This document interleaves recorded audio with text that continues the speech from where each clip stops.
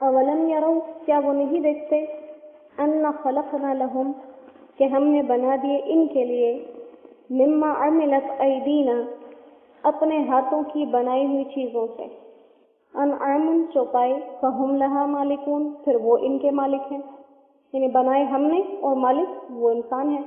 वज़ल्लल्नाहा लहुम, और अजब कर दिया इनके लिए, फमिन्हा रकूबुहुम, फिर इनमें से कोई इनकी सवारी के लिए है, वमिन्हा याकुलून, और किसी को खाते हैं, वलहुम फीहा मनाफ़िउ, और इन जानवरों में इनके लिए फ़ायदा है, व मशारिब, और पीने की घाट, अफला यशकुरून, फिर शुक्र क्यों नहीं करते, वत्तखज़ू मिन दूनिल्लाहि आलिहता, और ये बना लेते हैं अल्लाह के सिवा और माबूद, लअल्लहुम युनसरून, शायद कि ये इनकी मदद करें, ला यस्ततिऊन नस्रहुम, वो इनकी मदद करने की ताकत भी नहीं रख सकते, वहुम लहुम जुंदुन, और ये उनकी फौज होकर मुहज़रून, हाजिर किए जाएंगे, फौज इनकी बनाकर हाजिर किए जाएंगे। अब यहाँ पर अल्लाह सुब्हानहू व तआला अपने प्यारे हबीब का दिफा करने के बाद दोबारा इंसान को दावत दे रहे हैं कि इंसान गौर करे कि बनाया हमने एक चीज को और मालिक इसका इंसान हो गया। जैसे ये जानवर, चौपाई, मवेशी,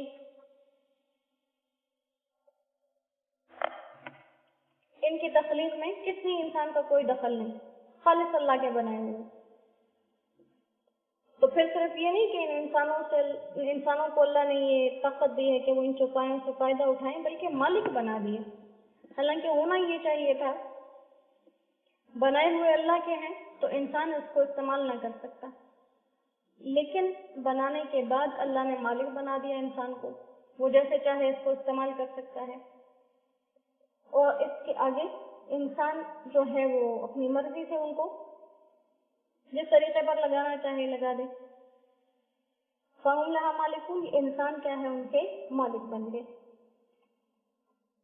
अब दुनिया के अंदर एक बहस है मौजूदा दौर के अंदर कि चीजों की जो तख्लीक है और इनका मालिक होना है, चीजों का बनना यानी कि तख्लीक करना और इनका मालिक होना, इसमें दौलत असल है या मेहनत, यानी जिसकी दौलत हो चीजें उसकी हैं या जिसकी मेहनत है चीजें उसकी हैं।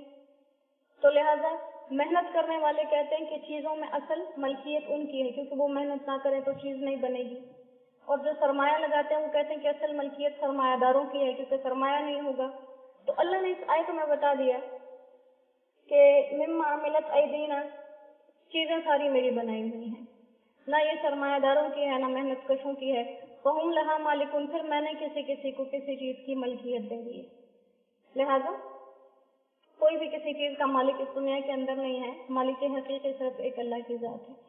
फिर अल्लाह फरमा रहे हैं दोबारा जानवरों की तरफ कि जानवर तो जानवर होते हैं, जब इंसानों में भी कोई हमारी बात नहीं सुनता समझता तो हम क्या कहते हैं कि ये तो जानवर है, बात ही नहीं समझता।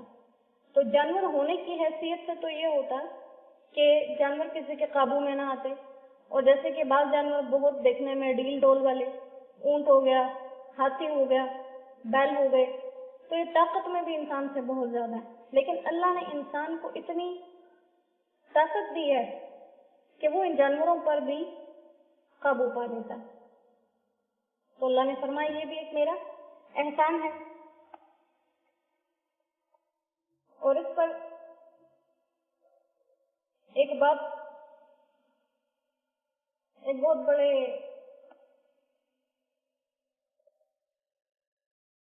बुजुर्ग ये बात फरमाया करते थे, अल्लाह ने करवट करवट जन्नत नसीब फरमाए। वो कहते थे कि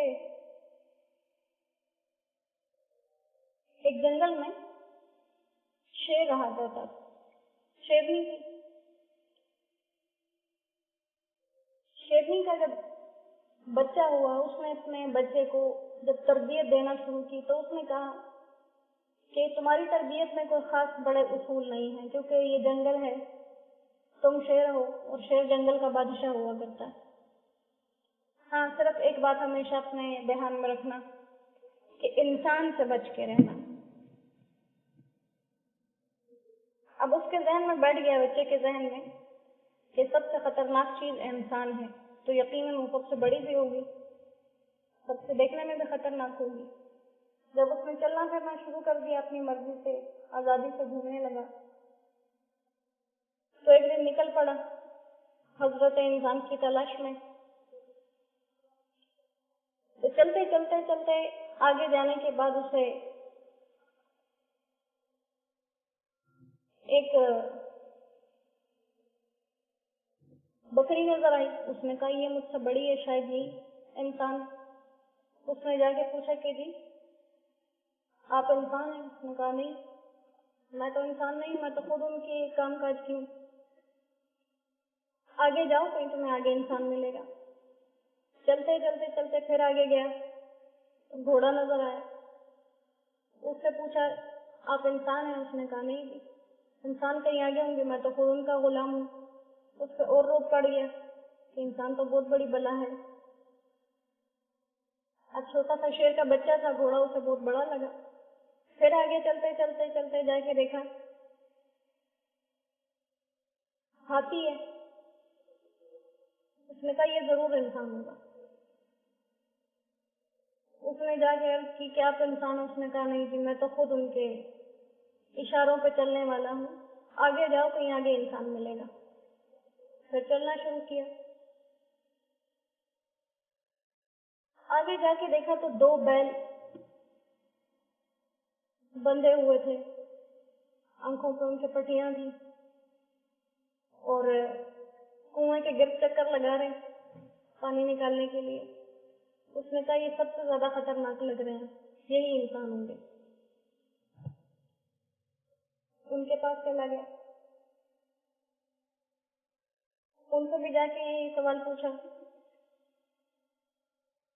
کہ آپ انسان ہیں؟ اس نے کہا نہیں جی، ہم تو خود اس کے لاٹھی کے اشارے پہ بھاگ رہے ہیں، وہ جو دور کھیت میں بیٹھا ہوا ہے پلی پہ، یہ انسان ہے۔ اس نے جب دیکھا کافی حیران ہوا، بیل بڑے بڑے تھے، انسان بالکل کمزور سا تھا۔ لیکن اس نے کہا کہ چلو جا کے اس سے آج انسان سے 2 ہاتھ کر لیتے ہیں، میں شیر ہوں اور یہ معمولی سا انسان ہے، کیا ایسے ہی سب نے اس کا ڈر اپنے دلوں میں بٹھایا ہوا۔ انسان نے جب دیکھا تو شیر اس کی طرف آ رہا، ڈر بھی گیا تھوڑا سا، بیٹھا رہا اپنی جگہ پہ۔ شیر آیا، شیر نے اسے کہا کہ میں نے آپ کے بارے میں بہت کچھ سنا تھا کہ انسان اتنے خطرناک ہوتے ہیں، اتنے خطرناک ہوتے ہیں، آپ تو دیکھنے میں کچھ بھی نہیں لگتے، تو چلو آج دونوں پنجہ لگاتے ہیں، دیکھتے ہیں لڑائی میں کون جیتے گا، وہی جنگل کا بادشاہ ہوگا آج کے بعد۔ اس انسان نے کہا کہ ٹھیک ہے، لڑ تو لیں گے ہم دونوں، لیکن جب ہم میں سے کوئی جیتے گا تو فیصلہ کون کرے گا کہ یہ جیتا اور یہ ہارا؟ فیصلے کے لیے کسی کو ہونا چاہیے۔ تو شیر نے کہا کہ جی واقعی یہ تو صحیح بات ہے، فیصلے کے لیے کسی کو ہونا چاہیے۔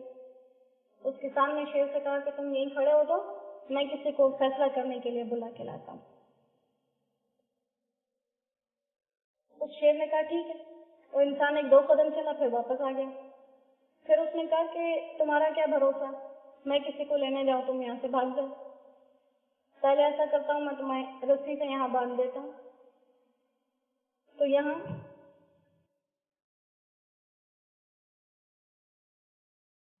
انسان کی عقل کو بیان کیا،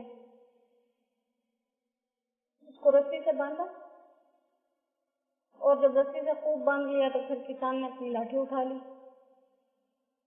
اور خوب مرمت کی شیر کی۔ تو وہ شیر نے کہا کہ واقعی میری ماں نے صحیح کہا تھا کہ انسان سے بچ کے رہنا۔ تو یہاں اللہ وہی فرما رہے ہیں کہ یہ اتنے بڑے بڑے جانور ہیں جن کی اللہ سبحانہ و تعالیٰ نے باغ دوڑ انسان کے ہاتھ میں دے دی ہے۔ پھر اس کے بعد انسان کی ایک اور بے وقوفی کا ذکر کیا گیا کہ جو لوگ اللہ کے سوا دوسری چیزوں کو اپنا معبود سمجھتے ہیں، اپنا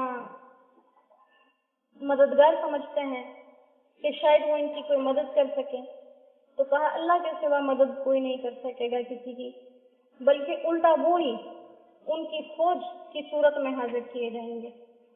اب فوج کی صورت میں حاضر کیے جائیں گے، اس کے دو مطلب ہیں۔ ایک تو یہ کہ جن کو دنیا میں معبود بنایا ہوا تھا، جب قیامت میں اللہ ان سے پوچھیں گے کہ کیا تم نے ان سے کہا تھا کہ ہماری عبادت کرو، تو وہ چیز خود ان کے خلاف گواہی دے گی کہ نہیں، ہم نے تو ان سے نہیں کہا تھا۔ اور دوسری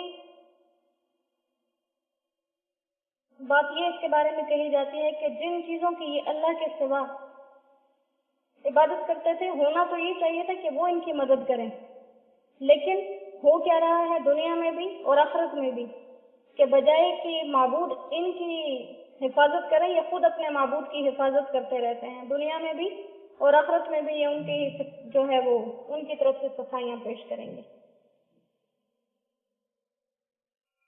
تو یہاں پر انسان کو اس بات کی طرف دعوت دی کہ ان چیزوں سے اور دنیا کے ان دھوکوں سے انسان اپنے آپ کو بچا لے۔ اللہ ہمیں اس پر عمل کرنے کی توفیق عطا فرمائے، اور ایک اللہ کو ہر چیز میں، ہر مشکل میں، ہر کام میں ہمیں اللہ اپنا دھیان نصیب فرما دے، لوگوں سے ہٹا کر، مخلوق سے ہٹا کر اللہ ہمارا دھیان خاص صرف اپنی طرف لگا کے رکھے، اور جیسے اللہ نے ہمیں اپنے اس کلام کے سامنے بٹھایا، اللہ اس پر ہمارے لیے عمل کو بھی آسان بنا دے۔ قبول شدہ عمل کرنے کی اللہ ہم سب کو توفیق نصیب فرمائے۔ وآخر دعوانا ان الحمد للہ رب العالمین۔ السلام علیکم۔